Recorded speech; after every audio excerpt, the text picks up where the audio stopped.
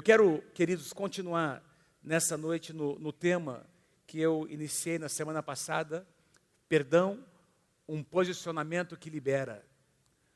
Perdão, um posicionamento que libera. Libera o quê? Libera as nossas vidas, amém? Libera as nossas vidas, libera a pessoa que foi ofendida, libera o nosso contexto, libera quem nos ofendeu. Libera Deus para agir nas nossas vidas, libera a nossa casa, libera a nossa família, libera as pessoas que nós mais amamos, que muitas vezes são afetadas pelas nossas atitudes, por atitudes que nós às vezes nem percebemos, palavras que nós liberamos, e expressões, às vezes físicas, corporais, enfim, atitudes que nós temos muitas vezes, porque nós estamos amarrados por alguma coisa que entrou, que penetrou no nosso coração. E quando nós liberamos, quando nós deixamos Deus agir, quando nós permitimos a luz do Espírito Santo penetrar no nosso coração para trazer cura, todo mundo é curado ao nosso redor. A nossa cura afeta, amém? A nossa cura afeta as pessoas ao nosso redor. Que o Senhor possa ministrar o nosso coração nessa noite. Eu quero lembrar alguns princípios, algumas verdades que nós compartilhamos na semana passada. O tema é perdão, um posicionamento que libera. E eu li com vocês duas passagens na semana passada, Efésios capítulo 4 e Colossenses capítulo 3. Quero pedir que você leia comigo essas duas passagens, Efésios 4, 32 e depois Colossenses 3, versículos 12 e 13. Vamos ler comigo? Vamos lá? Sejam bondosos e compassivos uns com os outros, perdoando-se mutuamente, assim como Deus perdoou vocês em Cristo. Colossenses capítulo 3, versículos 12 e 13. Leia comigo. Portanto, como povo escolhido de Deus, santo e amado, revistam-se de profunda compaixão, bondade, humildade, mansidão e paciência. Suportem-se uns aos outros e perdoem as queixas que tiverem uns contra os outros. Perdoem assim como o Senhor lhes perdoou. Preste atenção, por favor, na primeira passagem. Diga assim comigo, assim como Deus perdoou. Aliás, diga assim, assim como Deus nos perdoou em Cristo. E agora em Colossenses 3, diga assim, assim como o Senhor nos perdoou. Então, essas duas palavrinhas, assim como, são duas palavrinhas chaves para nós, que estabelecem um padrão. Nós podemos perdoar, porque Jesus tem nos perdoado antes. Nós podemos amar. Aliás, 1 João, capítulo 4, versículo 19, o apóstolo João diz nessa passagem, nessa carta, nós perdoamos, nós amamos, porque Ele nos amou primeiro. Se nós fazemos algo, nós estamos celebramos nessa manhã e nessa noite a ceia do Senhor, nós fazemos, porque Ele fez primeiro. Eu compartilhei diversas passagens na semana passada sobre o amor e a misericórdia de Deus. Se você não esteve aqui, se você não ouviu essa mensagem, acesse o nosso site. Essa mensagem vai abençoar o teu coração. Eu coloquei uma base, não é? Uma base bíblica para aquilo que nós vamos aprender hoje e também no próximo domingo. O que nós fazemos porque tem um fundamento. O pastor Samuel deu uma palavra profética nessa manhã, lembrando aquela passagem de 1 Coríntios capítulo 13, onde diz que Jesus é o nosso fundamento. E nós edificamos sobre este fundamento. Nós escolhemos como vamos edificar. Se nós vamos usar palha, madeira, feno, se nós vamos usar prata, bronze ou ouro, pedras preciosas. Nós escolhemos como nós vamos edificar. Mas a base, o fundamento, chama-se o Senhor Jesus Cristo, amém, queridos? Então, o que nós fazemos, o que nós falamos sobre o perdão, tudo que eu vou compartilhar com vocês aqui, e o que nós podemos estender até outras pessoas, e receber de outras pessoas, é porque Jesus fez primeiro. Jesus, Ele estabeleceu um fundamento sólido. Eu compartilhei na semana passada, quero voltar, não é? Eu compartilhei sobre o que o perdão não é. O que o perdão não é. Quando a gente quer entender, muitas vezes, a definição de algo, se a gente busca entender o que não é? O sentido oposto, às vezes nos permite entender um pouco mais. E ainda mais falando de perdão, porque muitas vezes nós tiramos conclusões, às vezes por um conceito religioso, nós acabamos tirando conclusões sobre o que o perdão é.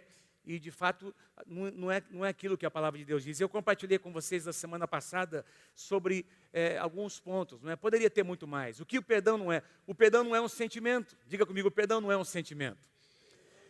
Ou seja, não é algo que eu preciso sentir para liberar. Se fosse um sentimento, você jamais liberaria. Porque liberar perdão vai contra a minha e a sua natureza.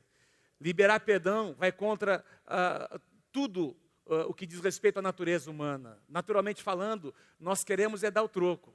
Naturalmente falando, nós queremos ser os primeiros. Nós não queremos dar um lugar para outra pessoa. Nós temos que nos exercitar. É verdade ou não é, irmãos? Para abrir mão de alguma coisa. Então, o perdão não é um sentimento, o perdão é uma escolha. Eu compartilhei, o perdão é uma ação consciente, é um ato de obediência. Lá na cruz do Calvário, nós experimentamos o perdão de Deus, porque Jesus foi para aquela cruz, ele foi em obediência. A Bíblia diz que ele foi obediente nas coisas que ele sofreu. Jesus escolheu ser obediente. E o perdão é uma escolha de obediência à palavra. Quando nós agimos em obediência à palavra, Deus vai curando os nossos sentimentos. Nós agimos primeiro pela fé, por causa de um princípio, e depois Deus vem e visita a nossa alma. O perdão também não é negar ou ignorar uma ofensa que aconteceu. O perdão não é fazer de contas que nós não estamos feridos. Deixa para lá, não é? Não vamos mais tocar nesse assunto. Não vamos mais, nem toca mais, eu não quero mais falar sobre isso. Mas tem uma ferida lá dentro, tem alguma coisa lá dentro que não foi curado. Então, evitar falar sobre o problema não vai resolver o problema. Nós aprendemos isso no encontro com Deus. Sobre a história de um homem que fugiu.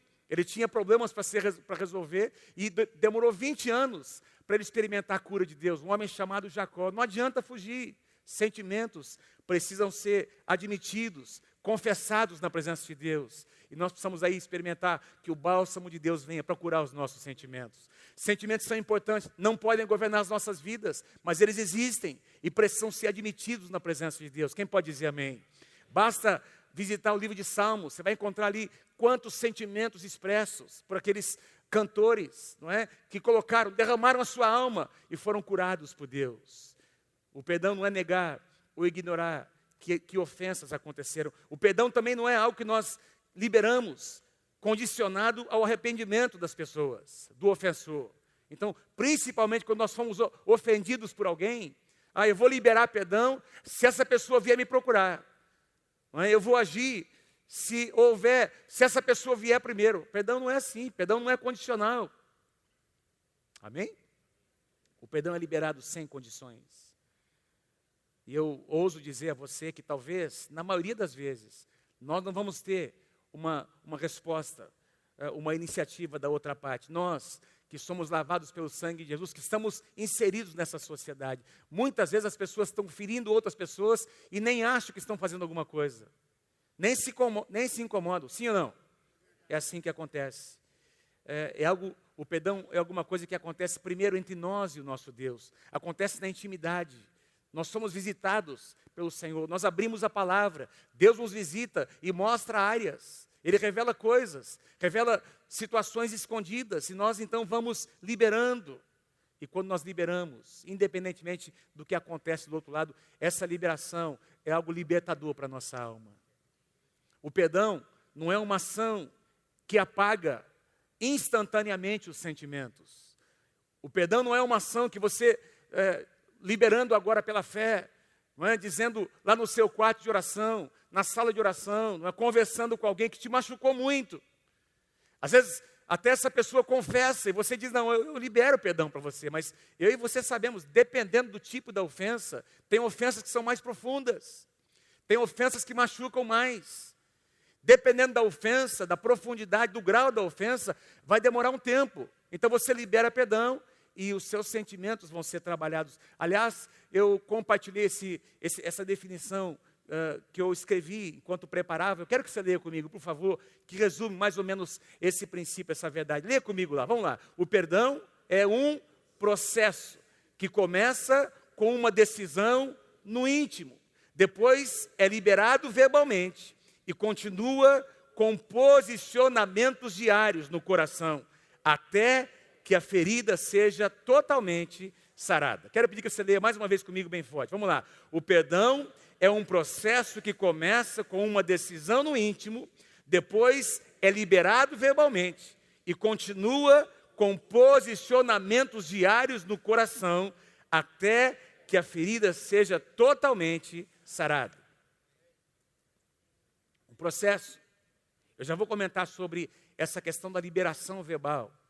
Eu já vou comentar sobre isso, mas esse princípio, essa verdade que o perdão, ele começa com um evento, ele começa com um posicionamento, mas ele é um processo. O posicionamento acontece onde? Acontece aqui no coração. Como eu disse, você vai para a presença de Deus, você é visitado, Deus, o Espírito Santo constrange o teu coração e alguma coisa acontece aqui dentro. E você então começa a verbalizar, nem sempre para a pessoa. Às vezes não é possível, mas você verbaliza para Deus. Você derrama o teu coração para Deus. Você fala, você diz nomes de pessoas. Você fala sobre acontecimentos. E você então traz aquilo, derrama diante do Senhor. E aí você sente alguma coisa começar a encher o teu coração. Mas ofensas que acontecem num grau maior, eu escrevi aqui, porém se a ofensa for num grau maior, aquelas emoções negativas continuam. Diga assim comigo, emoções negativas. Vocês já experimentaram isso? Emoções negativas. Que às vezes vêm, você nem percebe, elas estão ali, não é? E eu citei algo aqui a semana passada que eu quero lembrar você, porque eu creio que é assim, é isso que eu tenho experimentado na minha vida, meus queridos. A gente às vezes tem uma ideia errada, e até religiosa, não é? De como o perdão acontece. Nós somos seres humanos, nós tomamos uma decisão hoje, e nós liberamos hoje. Mas deixa eu te lembrar uma coisa, amanhã você vai ter que liberar de novo. Na próxima semana, quando a sua alma quiser se levantar, você vai ter que fazer a sua alma se lembrar daquele dia que você foi visitado por Deus e que pela fé você liberou perdão para aquela pessoa ou para aquela situação. Você coloca a tua alma no lugar correto. Amém? E quem sabe daqui a um ano você vai ter que fazer de novo. É um processo. A gente vai fazendo, a gente vai sendo visitado por Deus. Então, deixa eu continuar. Eu falei sobre o que o perdão não é. Deixa eu compartilhar com vocês mais algumas afirmações sobre o que o perdão não significa. O que o perdão não significa? O perdão não significa aprovar atitudes erradas de pessoas que fizeram coisas que, não é, que muitas vezes existe, não sei se você, claro que você já conviveu com isso, tem gente que tem maldade no coração. Você concorda comigo? Parece que tem gente que tem maldade no coração, elas são usadas até pelo diabo, não é? Tem uma maldade, tem alguma coisa ruim no coração dessas pessoas, que precisam ter um encontro com Deus. Liberar perdão não significa aprovar coisas erradas. Amém, gente? Deixa eu dar alguns exemplos bem radicais. Muitas vezes, pessoas praticam coisas contra cristãos, em que você, mesmo tendo liberado perdão, você vai ter que procurar até a justiça para buscar os seus direitos. Mas cristão faz isso, crente faz isso, às vezes você vai ter que fazer. Às vezes, por exemplo, eu não estou dizendo com isso que você vai usar a lei, e às vezes isso é possível até, para agir como um oportunista. Alguns de vocês já tiveram, quem sabe, situações onde você saiu de uma empresa e você se sentiu lesado. Você sabia que merecia, que tinha o direito a receber algumas coisas e a tua família seria beneficiada. Isso não tem nada a ver com perdão. Você libera o perdão, mas você busca os teus direitos. Isso não significa que quando você for conversar com um advogado, que vai te dizer, olha, esse aqui é o teu direito, mas se você agir assim, assim, assado, você pode ganhar mais isso. Quem está entendendo o que eu estou dizendo? Nada contra os advogados, nós temos advogados crentes aqui no nosso meio, homens e mulheres de Deus, mas muitas vezes nós somos convidados e alguma coisa é apresentada diante de nós que é algo lícito e que você vai até conseguir usando a lei. É moral, mas, aliás, é legal, mas não é moral. Amém? Então, não tem nada a ver com você libera perdão, mas você dentro de uma coerência, até dando testemunho, você não concorda com uma atitude errada. Por exemplo, quero dar alguns outros exemplos assim radicais. Como é que a gente vai concordar com uma criança que tenha sido abusada sexualmente por alguém? Isso tem que ser resistido. Isso tem que ser resistido, amados. Como é que a gente vai concordar com um homem que age com violência física no seu lar? Me lembro de uma situação que nós aconselhamos um casal aqui da igreja. Gente aqui da igreja, estavam sendo pastoreados, mas esse cara tinha um problema, ele era violento em casa. Ele tinha uma ira descontrolada, e nós fomos confrontando 1, 2, 3 vezes, até o ponto que nós dissemos: a próxima vez, nós vamos levar a tua esposa na delegacia, vamos dar parte de você. Você não pode agir como você está agindo. Você não tem o direito de ser violento com a sua esposa. E se você agir dessa forma, nós vamos apoiar a sua esposa para que ela procure os seus direitos. Ah, mas então ela não está perdoando. Não, o perdão está liberado. Mas são coisas diferentes. E às vezes nós, como cristãos, a gente não entende esse outro lado, não é? Violência física, assédio moral, assédio sexual. Essa semana, todos nós ouvimos aí nas manchetes do Brasil sobre um ator que estava ali há meses assediando uma mulher. Isso veio à luz, não é? As emissoras de televisão colocaram essas manchetes. Isso tem que ser resistido. O perdão é liberado. Mas nós não podemos ser coniventes com coisas que Deus não aprova. Quem está comigo, diga amém. O perdão não significa voltar, presta atenção no que eu vou dizer. O perdão não significa necessariamente voltar a ser amigo. Eu coloquei aqui, entre parênteses, amigo íntimo de uma pessoa. Porque, queridos, quando for possível, por exemplo, você tinha uma amizade, alguém muito importante para você, mas em algumas situações não é possível mais. Você pode liberar o perdão, mas em muitas situações a amizade, aquela intimidade já não pode mais ser restaurada. Não depende só de você. Reconciliação conjugal depende das duas partes. É importante nós entendermos isso, não é? Às vezes houve um desgaste tão grande que a convivência no mesmo lugar não vai ser boa, não vai trazer benefício. Você libera o perdão. Você libera o perdão. Mas Deus não te obriga a ser amigo íntimo de uma pessoa que feriu muito você. O ideal seria a restauração plena. O ideal seria a reconciliação total. Mas às vezes não depende só de você. E a outra parte não quer que isso aconteça. Vocês estão comigo? Amém? São conceitos importantes. O perdão não significa de verbalizar a pessoa que te ofendeu, por exemplo. Estou falando mais no sentido de alguém que foi ofendido. Você muitas vezes não vai conseguir dizer: eu libero o perdão, você está perdoado em nome de Jesus. Aliás, em algumas situações, quando a pessoa não reconhece o seu erro, se você disser para ela: olha, você não reconhece, mas eu libero o perdão em nome de Jesus, ela vai achar que você está agindo com superioridade. É melhor você nem dizer. Libera isso diante de Deus. Nem sempre é possível verbalizar para a pessoa. Amém? Uma pessoa que já morreu, uma pessoa que te ofendeu. Às vezes tem pessoas que vêm, se convertem, mas trazem traumas lá de trás, não é? Foram machucados por seu pai, por um tio, por um primo. Alguém que já morreu, nem existe mais. Não tem mais como conversar com essa pessoa. Mas na presença de Deus, o nome daquelas pessoas pode ser citado. E essa pessoa pode ser levada a dizer: fulano, eu libero, eu te perdoo em nome do Senhor Jesus. Nem sempre é possível conversar ou verbalizar isso para aquela pessoa. O perdão não significa que todas as consequências negativas daquele pecado praticado serão anulados. O perdão, claro que o perdão nos libera. O perdão sempre traz libertação, sempre libera as pessoas. Mas algumas consequências, algumas até são aliviadas. Mas algumas consequências, tem situações que você não pode remediar. Também vou dar um exemplo extremo.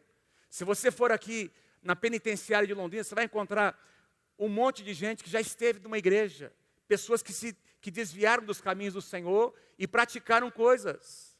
Roubaram e até assassinaram pessoas. E foram visitadas depois por um pastor, por um missionário. Se reconciliaram com Deus, receberam o perdão de Deus, mas estão pagando perante a sociedade, perante as leis, estão tendo que pagar por alguma coisa que eles fizeram. O sangue de Jesus, o perdão foi colocado, a paz voltou ao coração daquela pessoa, mas existe uma consequência do seu pecado. Vocês estão comigo? Então a gente são coisas importantes, não é? E a gente às vezes por um conceito errado, a gente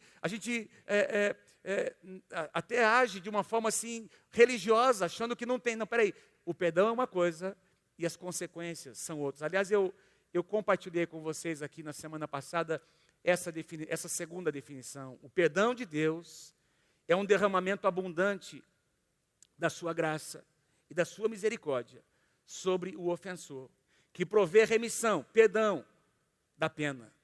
Essa palavra eu ensinei a vocês na semana passada, mostrei com passagens bíblicas que a palavra remissão significa a cobertura do sangue. O sangue nos cobre, não é? O sangue cobre multidão de pecados. Não encobre o pecado, mas cobre, traz perdão. Então, que provê a remissão da pena, embora não o impeça de sofrer as consequências do seu pecado. Você pode ler comigo? Vamos ler junto comigo? Vamos lá? O perdão de Deus é sobre o ofensor, que provê a remissão da pena, embora não o impeça de sofrer as consequências do seu pecado. Vamos avançar um pouquinho mais. Se eu te fizesse uma pergunta nessa noite, qual é o maior inimigo, ou o que mais dificulta uma pessoa liberar perdão?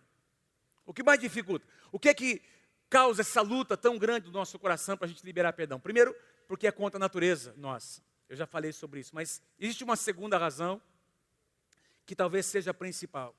E essa resposta tem a ver com uma palavra que a Bíblia chama de amargura. Amargura. Eu queria falar um pouquinho com vocês sobre isso. Porque, como eu disse, tem ofensas que acontecem em níveis diferentes. Há situações que acontecem na nossa vida corriqueira, na nossa casa, relacionamento conjugal com os filhos, não é? Na escola, na faculdade, no trabalho. Eventualmente você se sente ferido por alguém, ou você vai machucar alguém por coisas triviais. Você pede desculpa, você, não é? Pede perdão, você recebe e você vai levando a vida. Não estou falando dessas coisas. Estou falando sobre um tipo de ofensa que entra no coração da pessoa e começa a criar raízes. Naquele livro, daquele autor, John Bevere, ele escreve aquele livro intitulado A Isca de Satanás. Não sei quantos de vocês conhecem esse livro, A Isca de Satanás. Um livro tremendo, nós temos aqui na nossa livraria, A Isca de Satanás. Ele fala sobre a ofensa, ele fala sobre a amargura, e ele faz uma aplicação muito interessante, não é? Ele diz assim, eu vou ler aqui com vocês, ele diz que o diabo prepara armadilhas, ele usa eu não sei quantos de vocês já viram por exemplo, eu quando era pequeno, eu e os meus amigos, não é? Numa época que podia, hoje não se pode mais fazer isso, mas aqui onde tem aqui a leste-oeste, passava aqui a linha do trem, em toda essa extensão da leste-oeste. E a nossa casa era aqui perto daquele antigo INPS, a 2 quadras de onde passava a linha do trem. E eu descia com os meus amigos para caçar passarinho. Eu tinha lá coleirinha, pintacilgo, e eu amava aquele assalpão, colocava uma isca dentro, alpiste, e eu cacei muito, cacei coleirinha, cacei pintacilgo. Hoje nem pode, mas se você fizer isso, você vai preso hoje, né? Eu tinha criação em casa de pintacilgo, canário, periquito, não é? E quantas vezes eu tinha essa armadilha, esse assalpão. Como é que funciona? É uma armadilha, onde tem uma isca. E o John Bevere faz uma metáfora, né? Ele dá esse exemplo de que o diabo prepara a isca. A isca é uma ofensa. A ofensa que alguém promoveu no teu coração. Mas a armadilha que prende chama-se amargura. Se nós mordemos a isca da ofensa, se nós permitimos que essa isca, que essa ofensa penetre no nosso coração e nós alimentarmos essa ofensa, o nosso coração vai se tornar um coração amargurado. E um coração amargurado que não é tratado, que não é rapidamente levado a liberar perdão, ele vai se tornando enrijecido, ele vai se tornando cada vez mais, não é? Ele afeta as pessoas ao redor, e cada vez mais a pessoa tem dificuldade em liberar perdão, porque essa amargura vai se tornando uma fortaleza no seu coração. Deixa eu mostrar a vocês, diga assim comigo, amargura. Diga assim, amargura. Aliás, eu escrevi uma frase, diga assim, a ofensa é a isca, mas a armadilha é a amargura. Vamos lá, repete de novo comigo. A ofensa é a isca, mas a armadilha ou a prisão é a amargura. É um conceito bem interessante. Olha o que o escritor aos Hebreus declara. Hebreus, capítulo 12, do versículo 12 ao versículo 15. O escritor aos Hebreus diz assim: portanto, fortaleçam as mãos enfraquecidas e os joelhos vacilantes. Façam caminhos retos para os seus pés, para que o manco não se desvie, mas antes seja curado. Quantos de vocês creem que a casa de Deus é um lugar de cura, que Deus quer curar os nossos caminhos? Antes seja curado. Esforcem-se. Não é?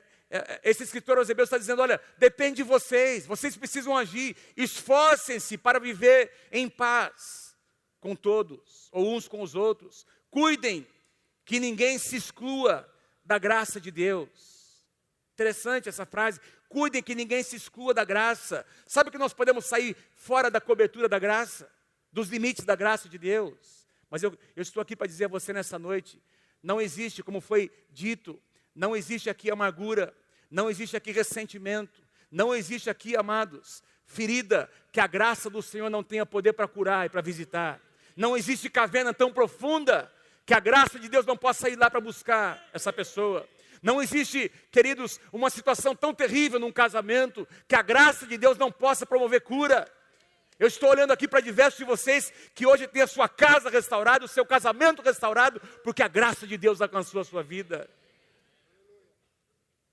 E ele diz, não se excluam, cuidem, que ninguém se exclua da graça, permaneçam debaixo da graça, porque se nós permanecemos debaixo da graça, tem cura para nós, amados.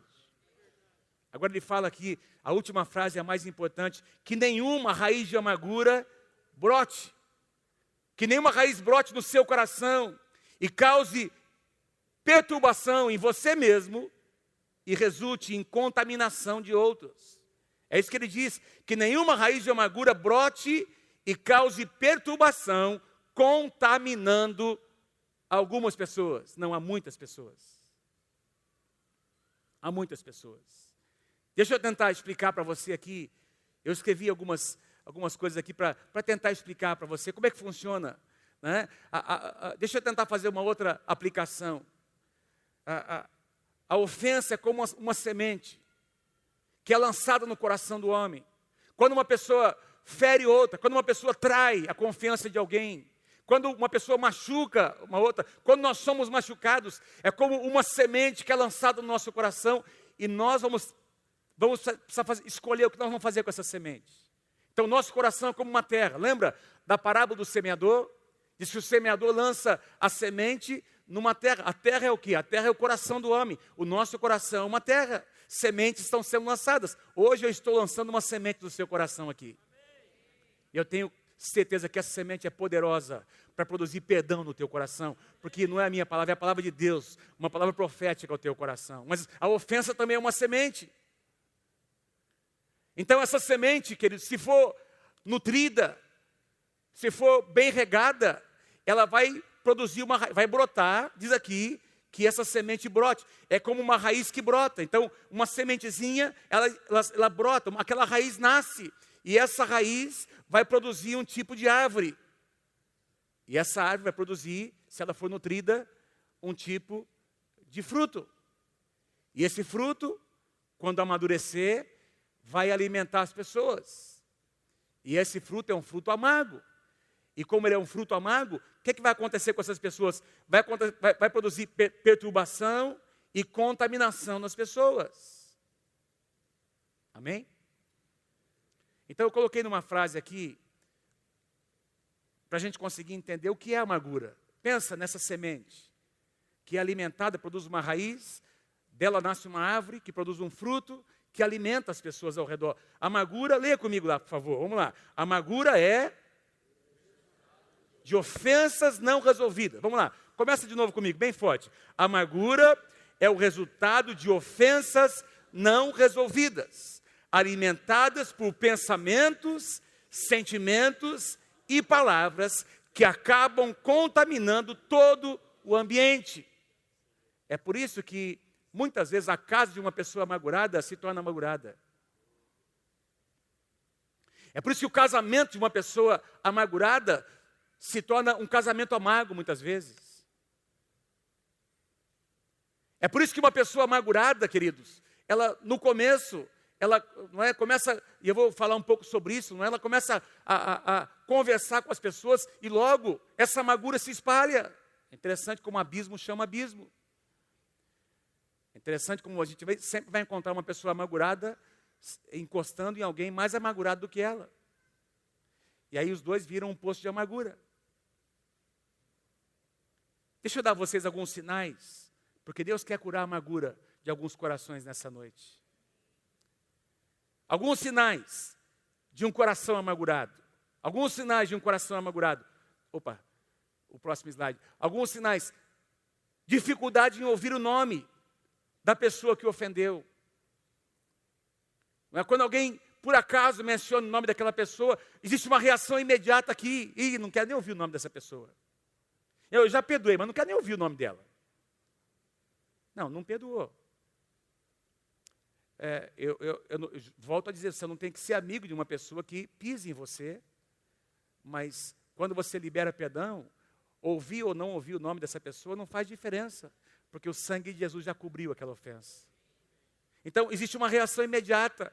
Às vezes, no encontro casual com aquela pessoa, tem uma reação, você evita, você não quer conversar, não é? Uma mente ocupada excessivamente com a ofensa. Então, essa ofensa, essa experiência que houve, seja uma conversa, sejam palavras que foram lançadas, não é? Ou você ficou sabendo que essa pessoa disse ou fez alguma coisa, então aquilo não sai da sua mente. A pessoa vai dormir e não consegue. Ela procura o descanso e não tem descanso para a alma dela. Ela consegue se lembrar das palavras, dos detalhes do ambiente, até do perfume que a pessoa estava usando. Porque aquelas imagens vêm na sua mente e aquilo começa a corroer o seu coração. Uma mente ocupada excessivamente com ofensa, ira crescente no coração. A pessoa começa a ficar irada, a raiva começa a crescer. Queridos, a Bíblia diz que até um certo nível a ira não é pecado.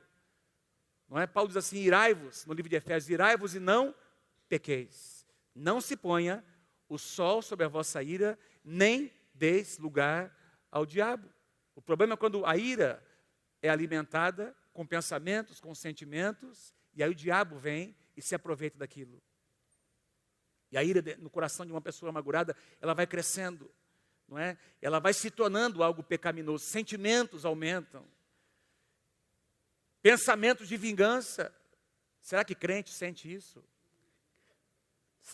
Será que gente lavada pelo sangue de Jesus às vezes tem vontade de se vingar?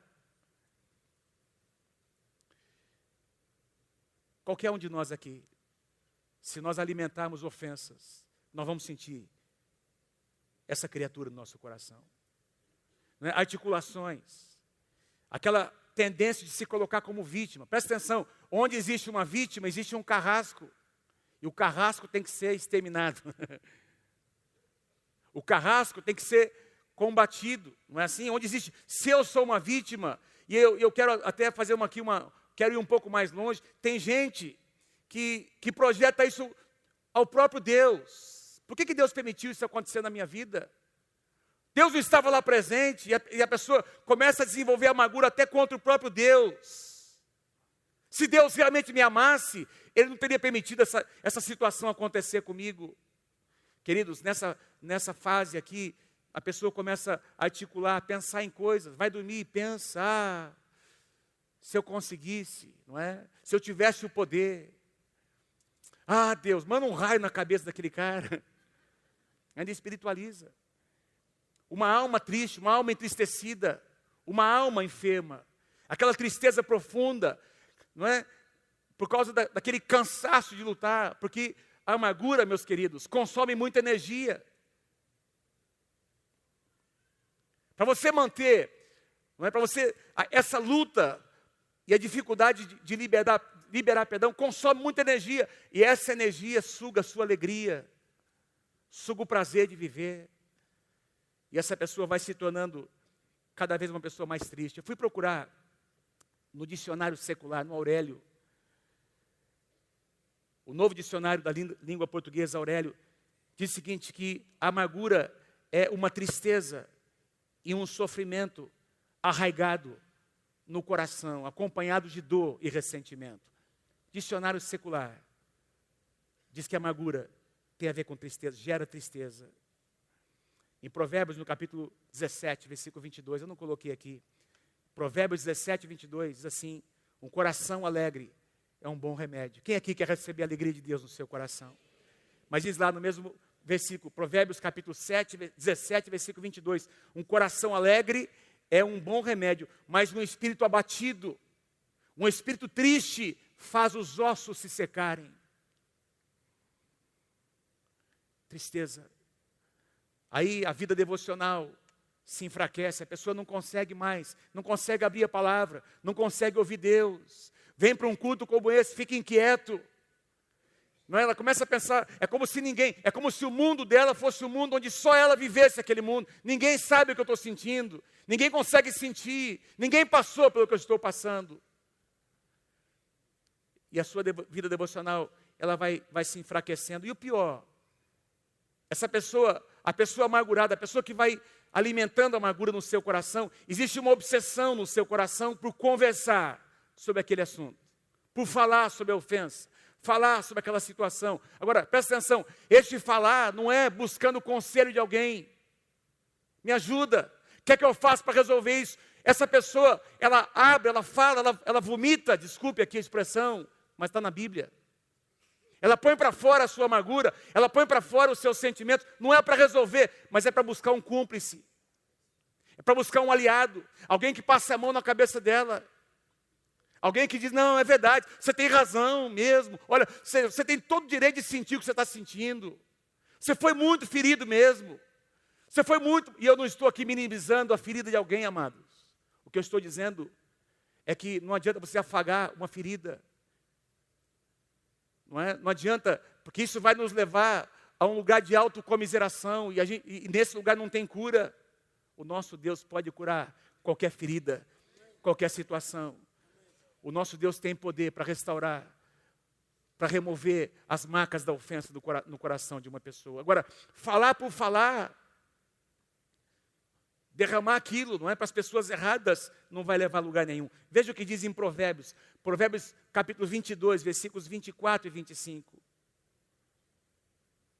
E 1 Coríntios capítulo 15, versículo 33, não se associe com quem vive de mau humor. Você conhece alguém assim? Tem uma tradução que diz alguém que é iracundo. Essa pessoa não consegue trabalhar a sua alma. Tem um negativismo.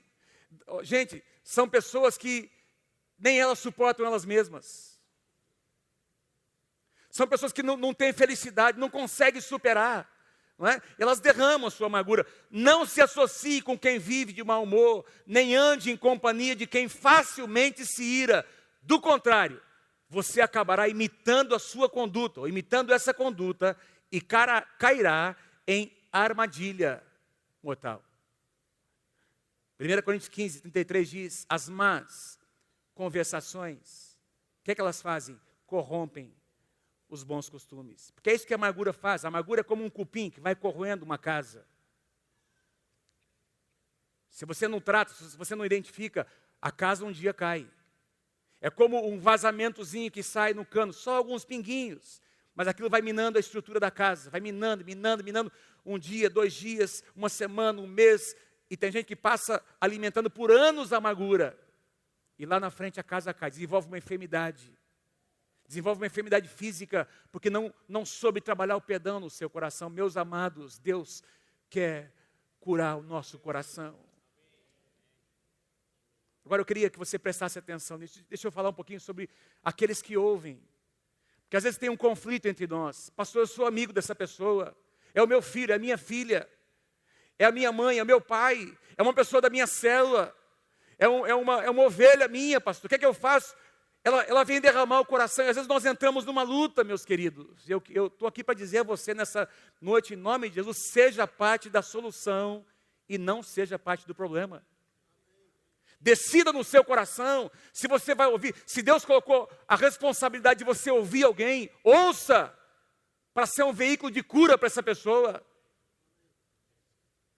Construa pontes, jamais ouça um lado só, tudo que envolve outras pessoas, as outras pessoas, essas outras partes, meus queridos, têm que ser ouvidas. líderes. Esse negócio de alguém vir dizer, olha, eu vou compartilhar uma coisa com você, mas não fala com ninguém. Eu vou dizer alguma coisa que eu estou sentindo sobre o supervisor, mas você não vai falar com ele, hein? E a gente às vezes ouve coisas, e nós não fazemos parte da solução, nós não trazemos solução, nós alimentamos a amargura.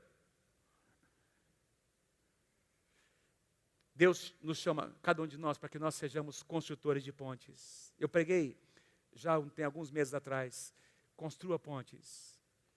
Não edifique muros, construa pontes. A amargura nos faz levantar muros. Sabe qual é o resultado final de uma pessoa que vive em função da sua amargura? Ela vai ficando sozinha. Porque ninguém aguenta. E eu vou dizer a você aqui uma consequência, não é? Olha o que a Bíblia diz sobre as pessoas que ouvem e não têm uma atitude correta. Efésios capítulo 5, deixa eu correr um pouquinho por causa do tempo. Efésios 5, 9 a 11. Pois o fruto da luz foi profetizado sobre a luz do Senhor entrando nas trevas de uma caverna escura nessa noite, de um buraco.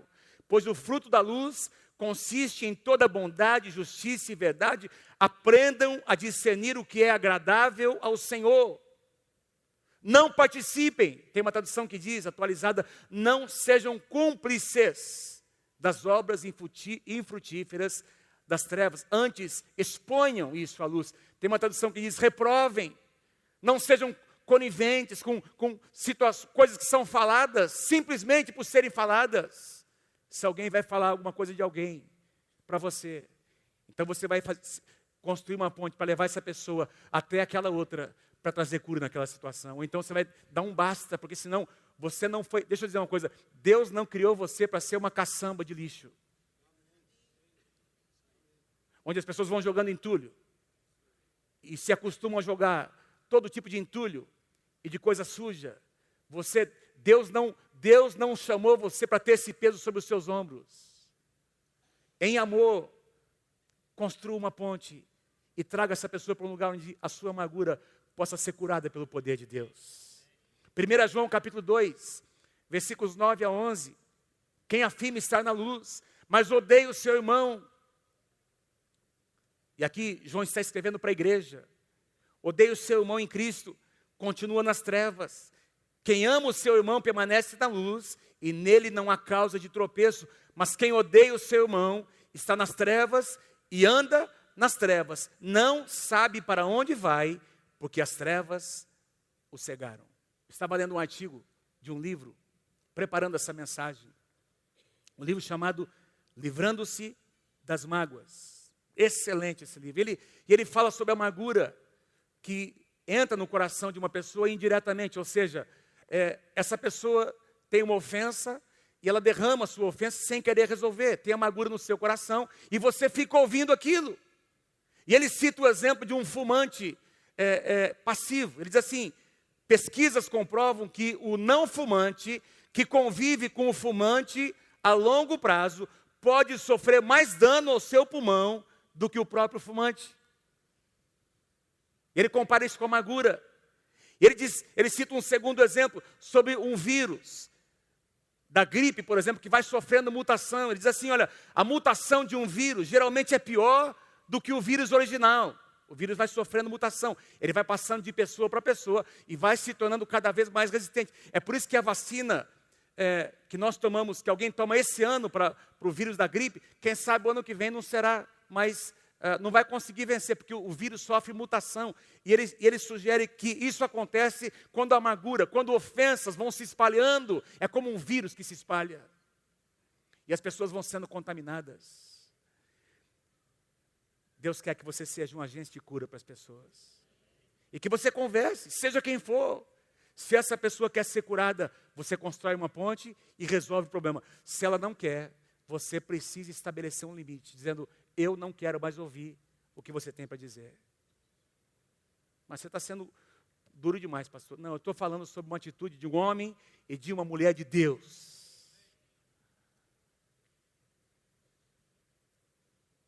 Quando uma pessoa ofendida, vocês estão comigo, gente? Quem está comigo, diga amém em nome de Jesus. Porque de repente, presta atenção porque isso é importante, de repente você nem tinha problema com uma terceira pessoa, mas de tanto ouvir essa pessoa falar dele, você começa a ter problema.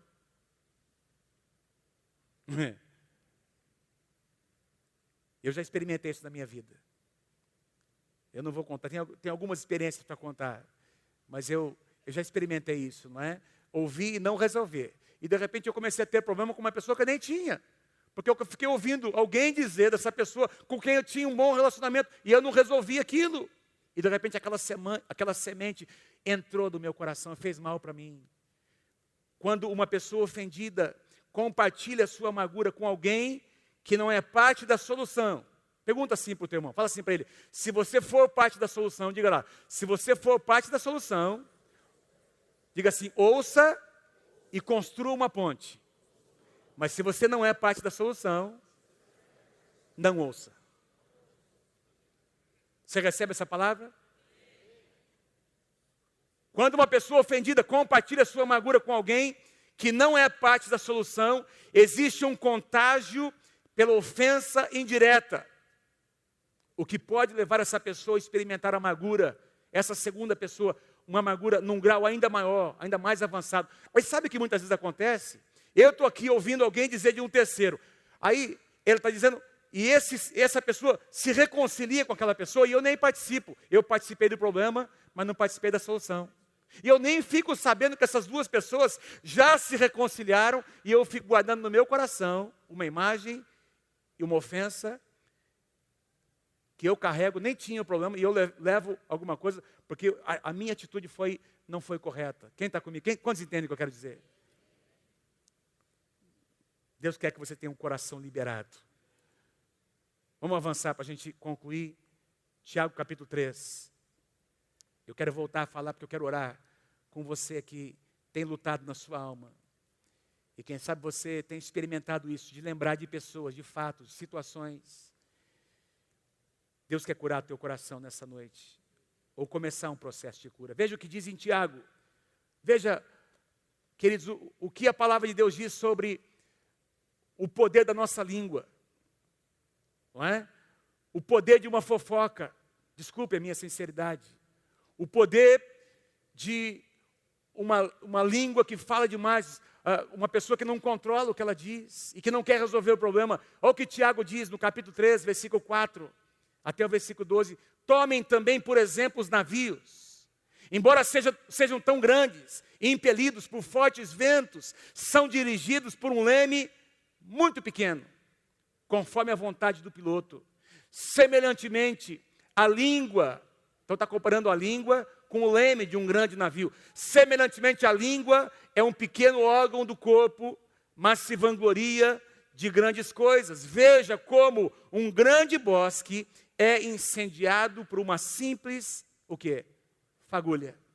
Começa com uma fagulhazinha e aí o incêndio toma conta de uma floresta. Versículo 6, assim também a língua é um fogo. Diga assim comigo, a língua é um fogo. A língua é um fogo, é um mundo de iniquidade colocada entre os membros do nosso corpo, contamina a pessoa por inteiro. Toda espécie de animais, aves, répteis e criaturas do mar doma-se e é domada pela espécie humana. Versículo 8. Mas a língua, e eu poderia dizer de uma pessoa amargurada, não consegue ser domada. É um animal incontrolável, cheio de veneno mortífero. Com a língua bendizemos ao Senhor e Pai, e com a mesma língua amaldiçoamos os homens. Gente, isso não pode acontecer.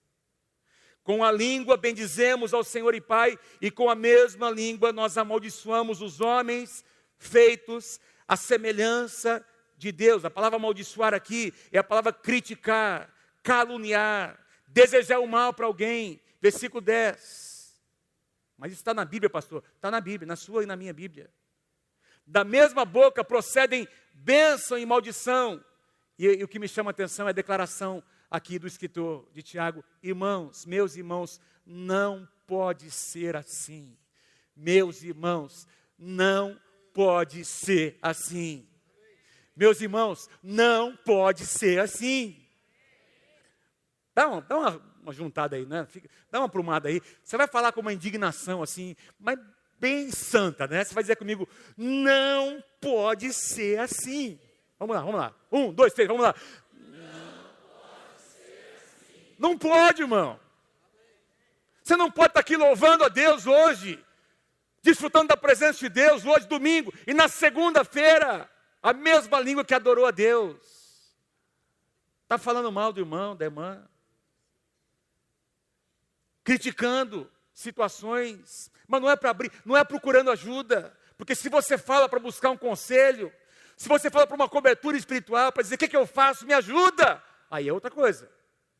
Mas se você fala apenas para derramar, para fomentar, você não está querendo uma solução, e a nossa Bíblia, a minha Bíblia e a sua dizem, não pode ser assim, está errado, isso aqui é pecado, nós estamos ferindo o coração de Deus, quando nós praticamos isso. Acaso pode sair água doce e água amarga da mesma fonte? A resposta é não, não pode.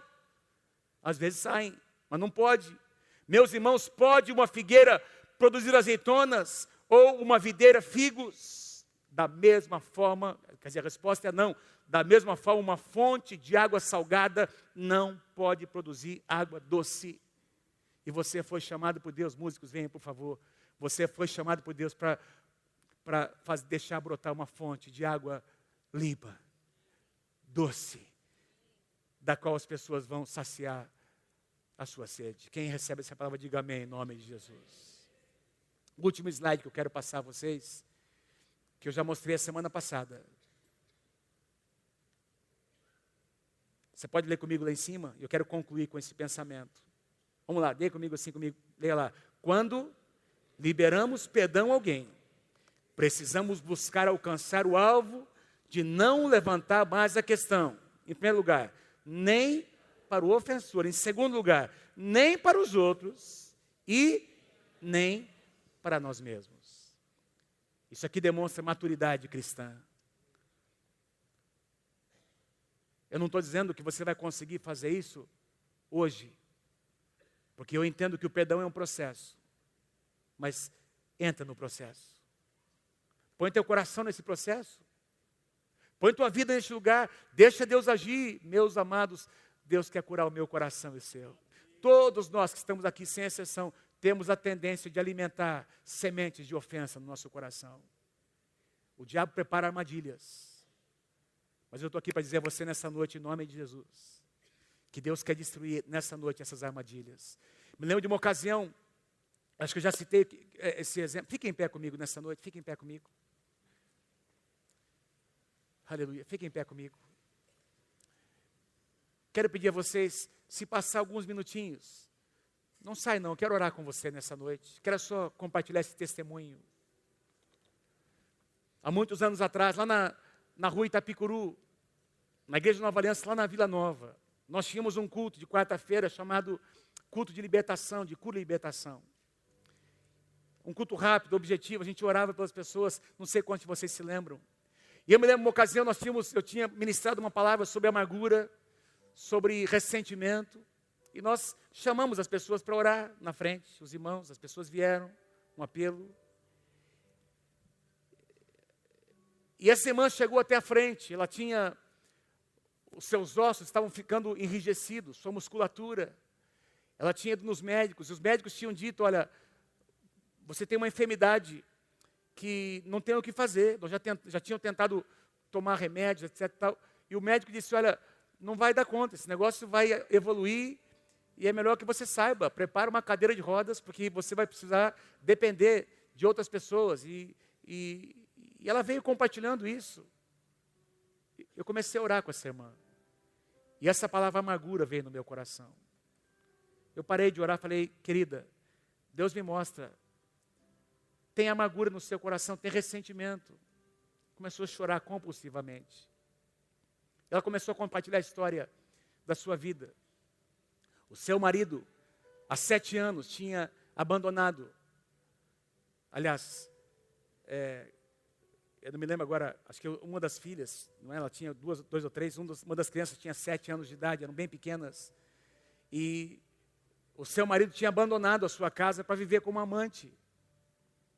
E ela disse assim: pastor, não tem um dia sequer que eu não sinta raiva, não sinta ira, eu vou dormir, esse negócio vem na minha mente, essa pessoa, essa mulher, eu conheci essa pessoa, era uma amiga minha, pastor.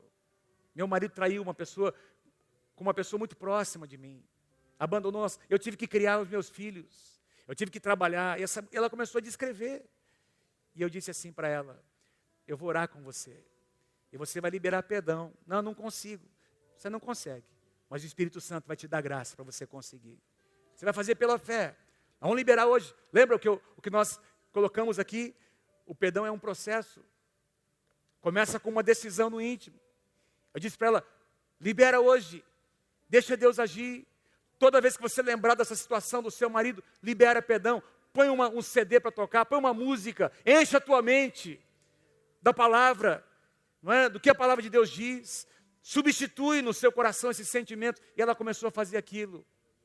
Depois de algumas semanas, ela voltou na igreja, porque aqueles sintomas daquele enrijecimento começaram a mudar, queridos. Ela foi procurar o médico, e o médico disse, para espanto dessa irmã, que ele não tinha explicação para dar, mas que ela estava sendo, os seus nervos e músculos e ossos estavam voltando ao seu estado, ela estava sendo restaurada. E ela disse: pastor, eu consegui liberar perdão, não sinto mais nada. E está aqui o diagnóstico do médico: pastor, eu estou curada pelo poder do Senhor. Depois de um tempo, a cura veio. O que nós fazemos com o que está no nosso, com essas sementes, é uma escolha nossa. O perdão é uma escolha. O perdão é uma escolha. E se você que está aqui nessa noite escolher liberar, hoje é um dia em que uma decisão no íntimo precisa ser tomada. Eu não estou dizendo que todo esse sentimento vai desaparecer hoje.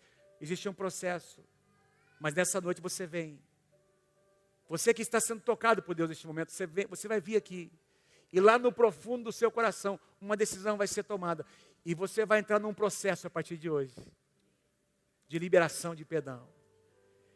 Eu quero declarar sobre a tua vida, em nome do Senhor Jesus, que essa armadilha da amargura vai ser destruída na sua vida, nessa noite. E vai começar um processo de cura no seu coração, em nome do Senhor Jesus. Enquanto nós cantamos essa canção, vem aqui à frente. Você que quer tomar essa decisão aí no seu íntimo, deixar Deus tratar, curar o seu coração. Vem rapidamente. Nós queremos orar com você. Por favor, Sandro, Paulinho. Pode vir, enquanto nós cantamos.